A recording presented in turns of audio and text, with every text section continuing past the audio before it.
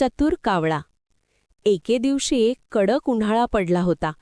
आकाश निरभ्र होते आणि सूर्य अगदी डोक्यावर तळपत होता. गरम वाऱ्यामुळे झाडांची पानंही कोमेजल्यासारखी दिसत होती. त्या उन्हात एक कावळा खूप तहानलेला झाला होता.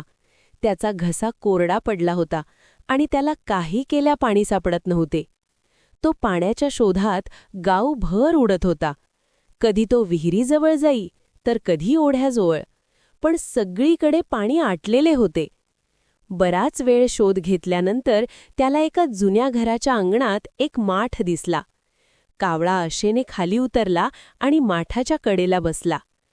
त्याने माठात डोकावून पाहिले तर तळाशी थोडेसे पाणी दिसले, पण पाणी इतके खाली होते की त्याची चोच तिथपर्यंत पोहोचत नव्हती.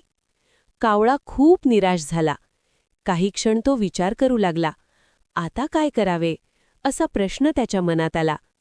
तेवढ्यात त्याची नजर माठाजवळ पडलेल्या छोट्या छोट्या दगडांवर गेली. कावळा चतुर होता. त्याच्या डोक्यात एक युक्ती चमकली. तो लगेच उडून गेला आणि एक दगड उचलून माठात टाकला. दगड पडताच पाण्याची पातळी थोडीशी वर आली. कावळा आनंदित झाला. तो पुन्हा पुन्हा दगड उचलून माठात टाकू लागला. प्रत्येक दगडाबरोबर पाणी वर येत होते. कावळा थांबला नाही. उन्हाची पर्वा न करता तो चिकाटीने प्रयत्न करत राहिला. काही वेळाने पाणी इतके वर आले की कावळ्याची चोच सहज पोहोचू लागली. त्याने भरपूर पाणी पिले. त्याची तहान भागली आणि तो खूप खुश झाला.